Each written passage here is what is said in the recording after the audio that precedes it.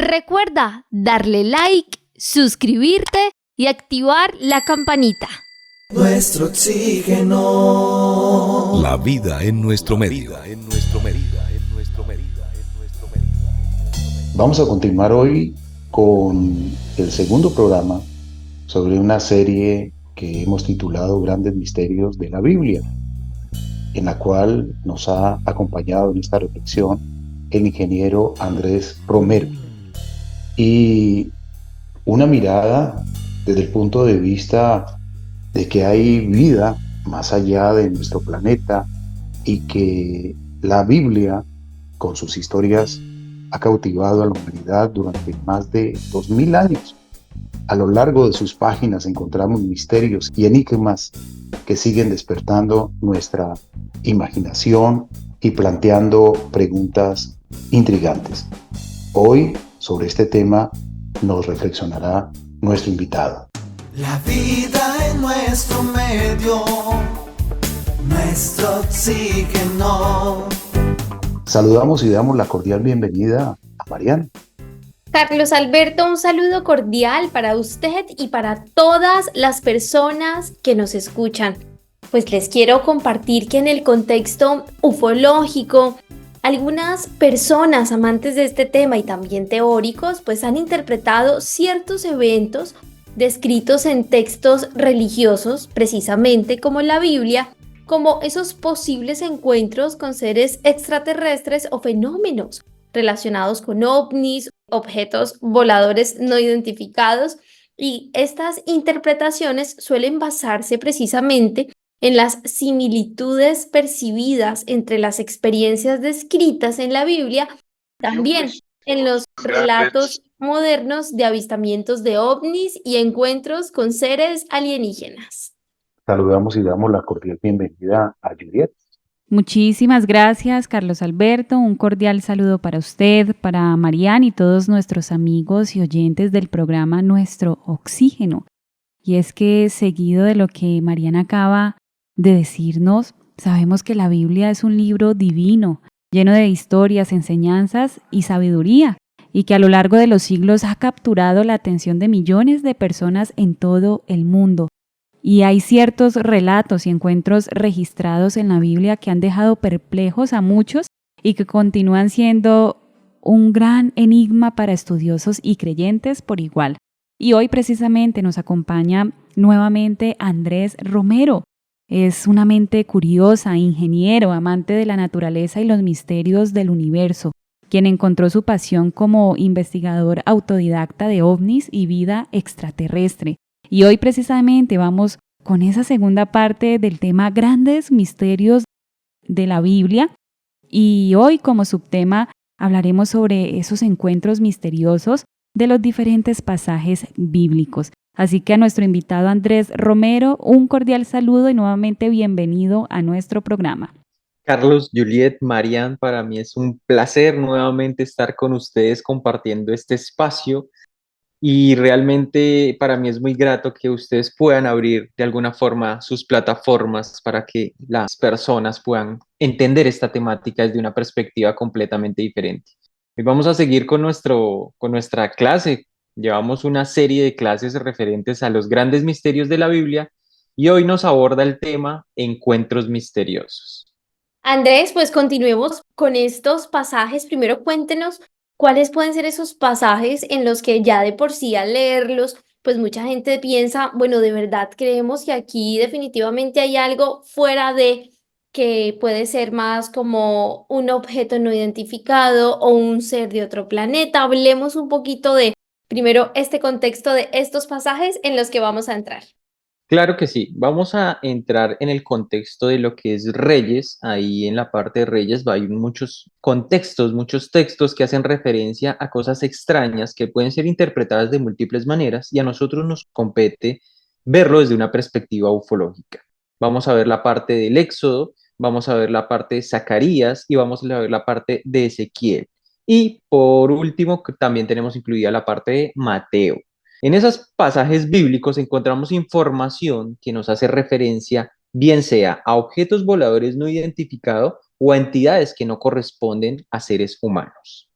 Perfecto, entonces vamos primero con qué pasaje de Reyes y en ese momento, ¿por qué se cree que hay allí, Andrés, como un encuentro con un ser extraterrestre o un elemento? Claro que sí, mira, vamos a adentrarnos como lo hicimos en la oportunidad pasada, primero durante el contexto literal bíblico. Vamos a abordarlo primero, lo vamos a leer literalmente y vamos a resaltar algunos pasajes. Luego, esos pasajes los vamos a contrastar con una teoría referente a lo que podría ser en el contexto ufológico o el tema ovni extraterrestre. Entonces vamos a empezar. Dos Reyes uno es el primer pasaje que encontramos. En ese pasaje, ¿qué dice? Dice, Elías hace descender fuego del cielo para consumir a los soldados que son enviados para aprenderle. Resalto nuevamente, hace descender fuego del cielo. ¿Cómo una persona tiene la capacidad de hacer descender fuego del cielo? ¿Qué es lo más parecido a fuego del cielo? Luego vemos acá en el mismo pasaje de 2 Reyes uno dice, luego envió a él un capitán con sus 50, el cual subió a donde él estaba. Y he aquí que él estaba sentado en la cumbre del monte. Y el capitán le dijo, varón de Dios, el rey ha dicho que desciendas. Y Elías respondió y dijo al capitán de 50, si yo soy varón de Dios, descienda fuego del cielo y consúmate con tus 50 y descendió fuego del cielo que lo consumió a él y a sus 50. Es decir, había llegado un capitán a una montaña a ordenarle que bajara. Le dijo que descendiera, venía con 50 soldados, y le ordenó a Elías que descendiera de la montaña. Y Elías le dijo que si él era varón de Dios, que descendiera fuego del cielo y se lo llevara. Y realmente eso fue lo que aconteció. Se lo llevó a él con sus 50 soldados, pero eso no ocurrió una ni dos veces, ocurrió más de 3 veces. Se llevó a sus 50 soldados y a su capitán. 2 Reyes 2. Aconteció que cuando quiso Jehová alzar a Elías en un torbellino al cielo, resalto torbellino al cielo, Elías venía con Eliseo de Gilgal. Esto les va a parecer muy curioso y quiero que vayan imaginando esta historia. Cuando quiso Jehová alzar a Elías en un torbellino al cielo, Elías venía con Eliseo de Gilgal. Y dijo Elías a Eliseo, quédate ahora aquí, porque Jehová me ha enviado a Betel. Y Eliseo dijo, vive Jehová y vive tu alma, que no te dejaré. Entonces, era la primera vez que Elías le decía a Eliseo que lo dejara, ¿sí? Que lo dejara, que él se tenía que ir. Eliseo se negó. Entonces fueron a Betel. Luego de que llegaron a Betel, y Elías volvió a decir, Eliseo, quédate aquí ahora, porque Jehová me ha enviado a Jericó. Y él dijo, vive Jehová y vive tu alma, que no te dejaré. Vinieron pues a Jericó. Van 2 veces que Elías le dice a Eliseo, déjame que me tengo que ir. Tercera vez. Y Elías le dijo, te ruego que te quedes aquí, porque Jehová me ha enviado al Jordán. Y él dijo, vive Jehová y vive tu alma, que no te dejaré. Fueron pues ambos. Era la tercera vez que Elías le intentaba decir a Eliseo que por favor lo dejara, que se lo tenían que llevar, que el Señor se lo tenía que llevar. Cuando había pasado, Elías dijo a Eliseo, pide lo que quieras que haga por ti antes de que sea quitado de ti. Y dijo Eliseo, te ruego que una doble porción de tu espíritu sea sobre mí. Es decir, la única condición después de las 3 veces en que le había pedido que lo dejara, le puso esta condición, te voy a dejar, pero dame una doble porción de tu espíritu sobre mí. Y ya les voy a explicar eso. Él le dijo, cosa difícil has pedido. Si me vieres cuando fuere quitado de ti, te será hecho. Mas si no, no. Es decir, le dijo que si lo viera cuando el Señor se lo llevara, perfecto, se le concedía su deseo. Y aconteció que yendo los dos y hablando, he aquí un carro de fuego con caballos de fuego apartó a los dos. Y Elías subió al cielo en un torbellino. Estamos hablando de carros de fuego. Elías subió al cielo en un torbellino. Viéndolo Eliseo clamaba, Padre mío, carro de Israel y su gente de a caballo, y nunca más le vio. Es decir, 3 oportunidades Elías le dijo a Eliseo que se lo iban a llevar. ¿Quién? El Señor. Luego de la tercera oportunidad, cuando finalmente ya Elías le dijo a Eliseo que por favor lo dejara, que se lo tenían que llevar, Elías le pidió que por favor, Eliseo le dijo, Cosa difícil has pedido.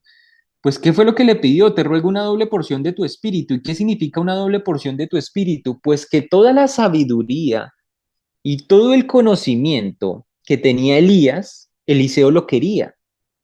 Entonces él le dice, cosa difícil has pedido, pues es muy complicado, pero sin embargo, si llegaras a verme en el momento en que me lleven, se te será concedido. Evidentemente lo vio, es decir, que su deseo se cumplió. Ahora bien, dice, un carro de fuego con caballos de fuego apartó a los dos. ¿Qué significa carro de fuego en una época en que ni siquiera existían los carros?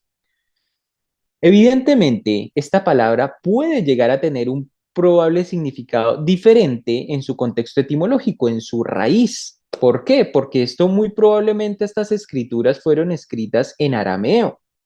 Entonces, este lenguaje sufrió múltiples traducciones que probablemente nos llegaron a nuestro hoy en día como carro, pero realmente lo más probable es que quizás hayan querido decir carroza, porque el carro ni siquiera se había inventado, entonces no había forma de nombrar un carro cuando ni siquiera se había inventado.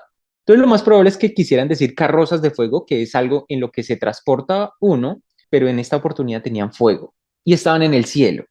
Entonces tenemos que entender que ellos lo relataban con el vocabulario y las palabras que disponían en su momento. No podrían utilizar palabras que no existían. Entonces, el contexto carro sabemos que está mal interpretado, probablemente fue mal traducido y que probablemente signifique carroza. Ahora, una carroza de fuego y que está en el cielo. Continuemos. Vamos al Éxodo. Y Jehová, Éxodo 13 puntualmente, y Jehová iba delante de ellos, de día en una columna de nube para guiarlos por el camino, y de noche en una columna de fuego para alumbrarlos, a fin de que anduviesen de día y de noche. Nunca se apartó de delante del pueblo en la columna de día, ni de noche en la columna de fuego. Es decir, un objeto estaba en el cielo con forma de columna o de cigarro, como lo quieran nombrar, que los estaba acompañando de día y de noche. ¿Qué objeto podría existir en una época en que solamente existían carrozas para movilizarse con forma de cigarro o de columna que los acompañase de día y de noche? No existe en la astronomía algo similar a ello. Mateo 2. Y enviándolos a Belén, dijo, id de allá y averiguad con diligencia acerca del niño, y cuando le halléis, hacedmelo saber, para que yo también vaya y le adore. Ellos, habiendo oído al rey, se fueron, y he aquí la estrella que habían visto en el oriente iba delante de ellos hasta que llegando se detuvo sobre donde estaba el niño, y al ver la estrella se regocijaron muy grande gozo. Resalto esta parte. La estrella que habían visto en el oriente iba delante de ellos, hasta que llegando se detuvo sobre donde estaba el niño, y al ver la estrella se regocijaron con muy grande gozo. ¿Cuál estrella tiene la capacidad de verse durante el día, durante la noche, moverse, detenerse, incluso en el lugar donde nació el niño, detenerse en la parte superior donde nació el niño? ¿Qué estrella tiene esa capacidad?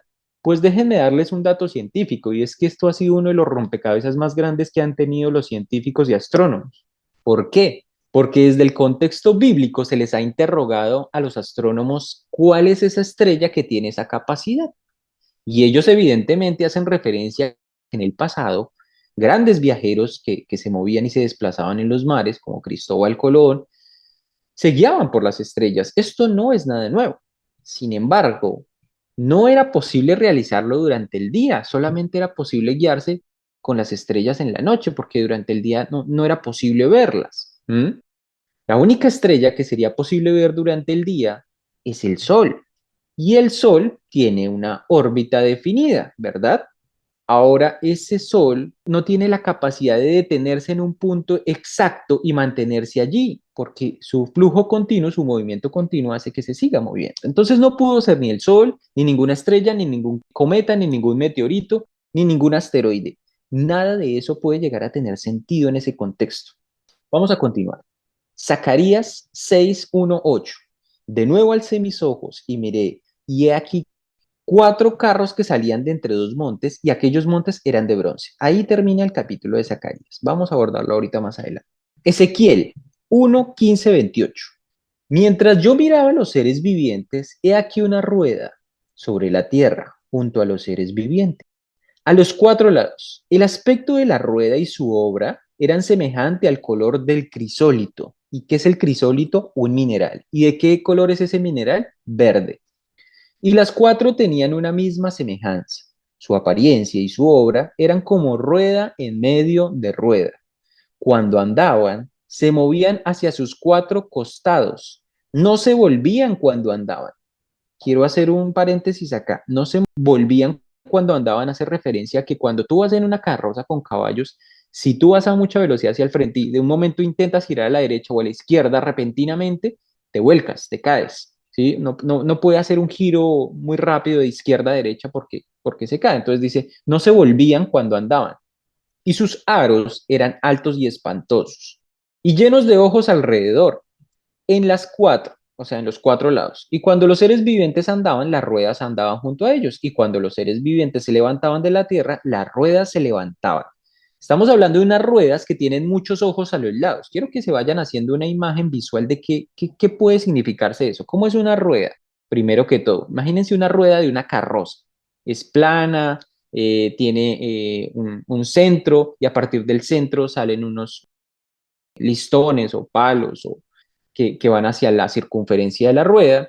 Imagínense algo como eso, como una rueda, pero que tiene ojos alrededor, es decir, en su circunferencia tiene ruedas. ¿A qué se les parece esa rueda de carroza con muchos ojos alrededor?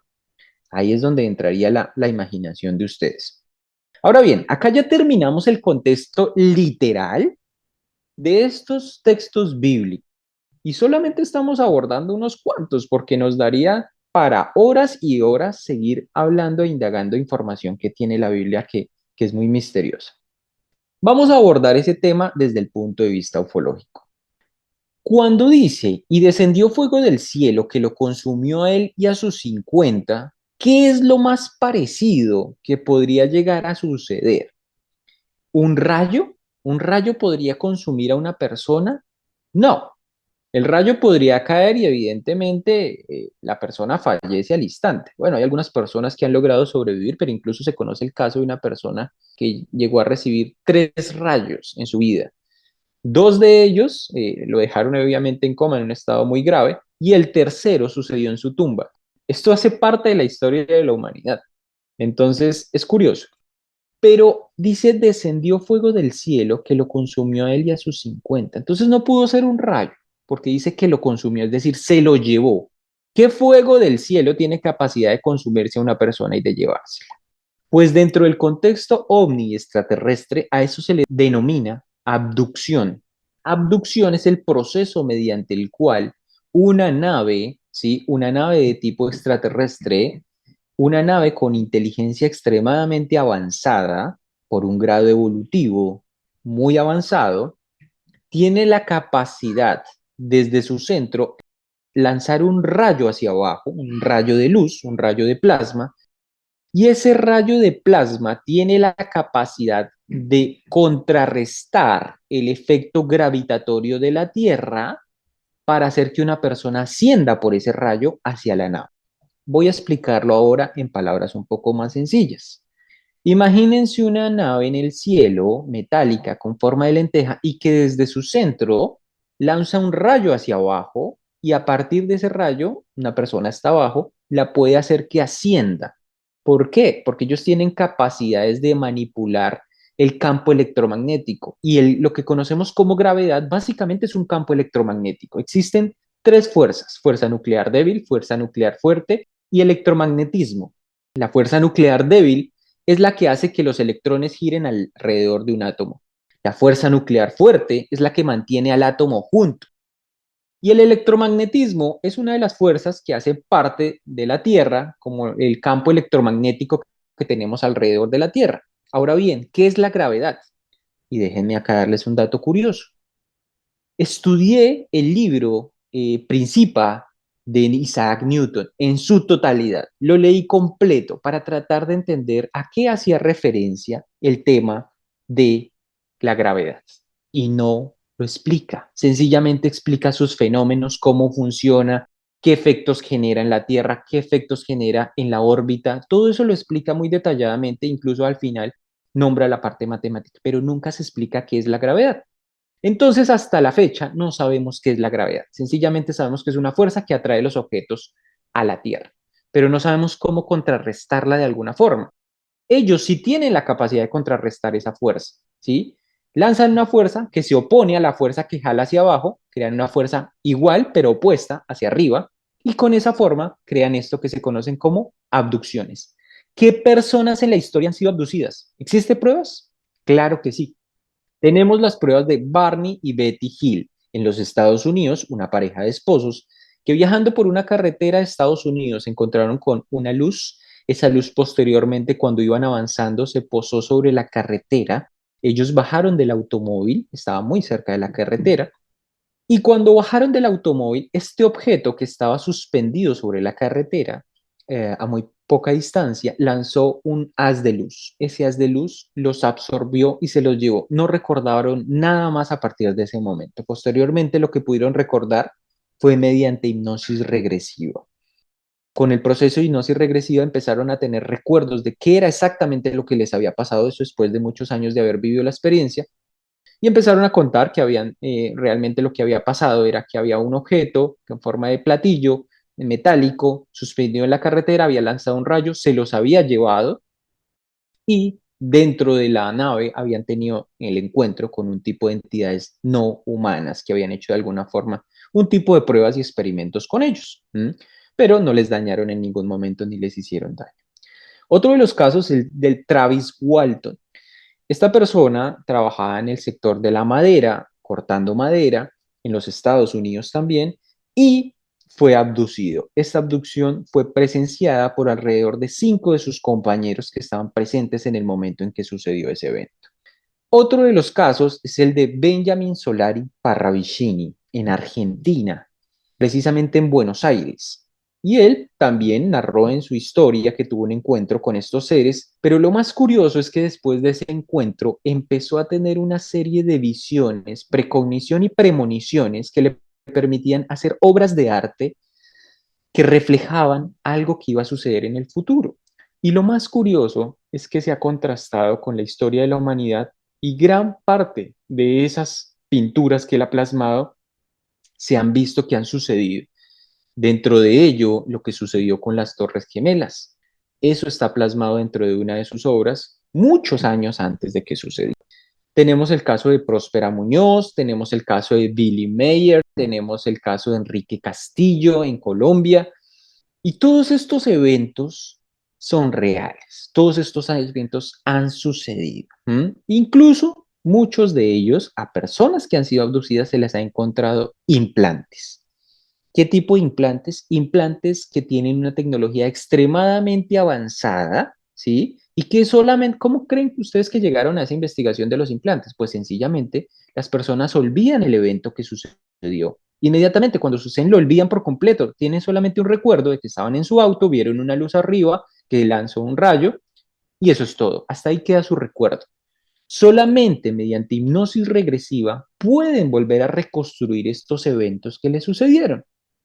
Y dentro de esos eventos han recordado, como en el caso de Ron Noel, otra de las personas que sufrió una abducción, que le habían puesto un implante del tamaño de un grano de arroz, pero de acuerdo a las investigaciones que se realizaron, tiene la capacidad de generar comunicación, tanto a un nivel de frecuencia que puede alcanzar cualquier lugar en la Tierra, como a un nivel de espacio profundo.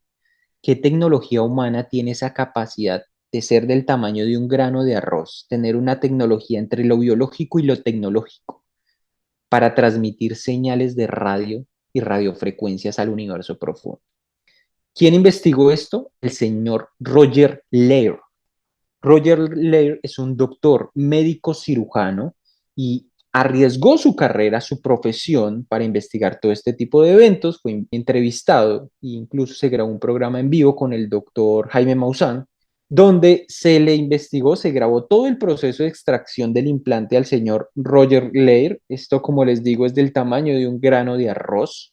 Y este hombre se dedicó su vida, su reputación, a demostrar que esto era real, que muchas personas están experimentando este tipo de eventos alrededor del mundo, que están teniendo encuentros con estos seres y que muchos de esos casos quedan en el olvido porque las personas son sometidas a juicios, a cuestionamientos, a burlas.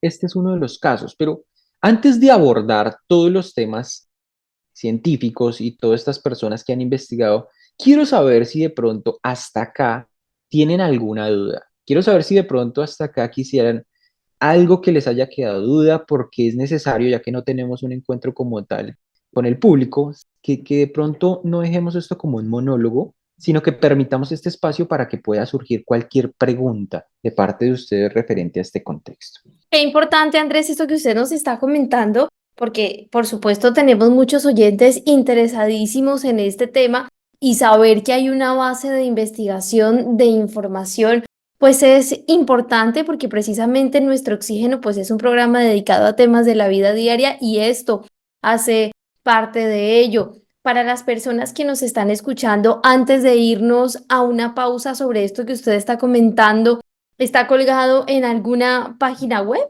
¿Qué información? Discúlpame. Los encuentros, documentación como el video de el chip que le encontraron al señor del tamaño de un grano de arroz, ¿esto lo tienen ustedes colgados en alguna página web o se debe No. investigar? Mira, digamos, dentro de mi proceso de investigación, que ya completa más de 8 años de investigación, me costó mucho trabajo recopilar toda esta información y mucho tiempo, es decir, tratar de investigar toda la información está, pero dispersa en diferentes lugares. No se encuentra consolidada y esa es la idea de lo que intentamos en UFO Internacional, consolidarla, y tenemos un programa educativo donde está más de 10 horas de información referente al tema OVNI extraterrestre y allí estaría consolidada. Después de escuchar este dato tan interesante, vamos a reflexionar después de una breve pausa y ya regresamos aquí en el programa Nuestro Oxígeno, la vida, nuestro medio, hoy trabajando y aprendiendo acerca de una mirada ufológica a estos pasajes bíblicos.